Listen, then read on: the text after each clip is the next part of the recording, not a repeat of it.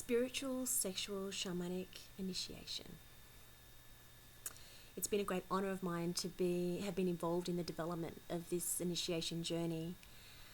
And I really love the whole flow of it and what it's evolved into. And we start with a shamanic death, where we throw ourselves into the fire. We throw all of us into the fire, not just the parts we want to throw into the fire. We put all of ourselves in there to burn away anything that's not serving love and that's needed to release for the next phase of our journey. Then we delve into the underworld and we move into the dark and into the shadow, and exploring those parts of ourselves, those deep parts of ourselves that are hidden away in the recesses that perhaps we would rather not know about. And we start to integrate and bring in more of these pieces of ourselves. We explore sacred union and deepening our own inner marriage. And then we move into a rebirth towards the end.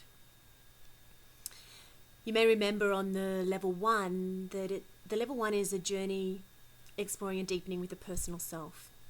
So you're looking at your mother-father wound, you're learning how to really move your emotions and vibrate your emotional body, connect more fully to your life force energy, and clearing the personal story, the things that are holding you back in your life around your personal story. At the level 2, we're including the personal self, and we're starting to look at how does that relate with our transpersonal self, our soul, and we start looking at the connection between the two. And how do we live with both parts of these beings, these parts of ourselves in an integrated way. And we also track our energy right back to source. And how do we bring that source void energy through into our soul and ground it in the personal life? So we're not living up in the clouds, some transcendent life that's not connected with the day-to-day, but we're able to bring that soul source energy through our transpersonal self and really ground it in our day-to-day life. So we're starting to explore how these all weave together. And part of the journey is exploring the activation of the dark body. Because when we can start connecting these bodies and we can go right back to the void energy, then our dark body starts to activate.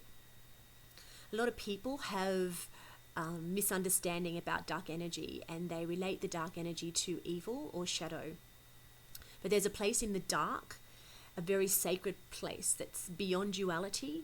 And when we can start accessing that place and be connected with that place and bring that through into our life, our dark body activates.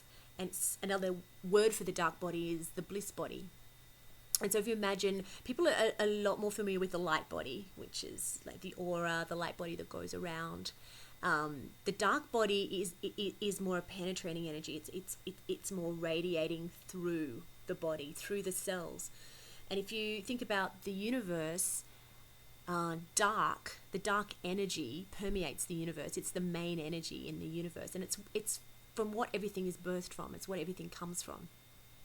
When we can activate that in our own bodies, the parts of our body that is space become filled with dark activated energy.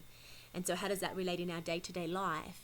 It creates a much deeper embodiment of our being, a connection with matter, a deeper connection with matter, and a more integrated place where our spirit, our light, and our dark come into their own inner marriage. So we've got our masculine and feminine inner marriage, we've got our dark and our light in inner marriage. And so then we can start really functioning from a place of wholeness, and a place from our center where we're connected with all these parts of our being, and we start learning how to navigate these in a way that's sustainable and loving in the world, so we can show up more in our lives and we can move and be love.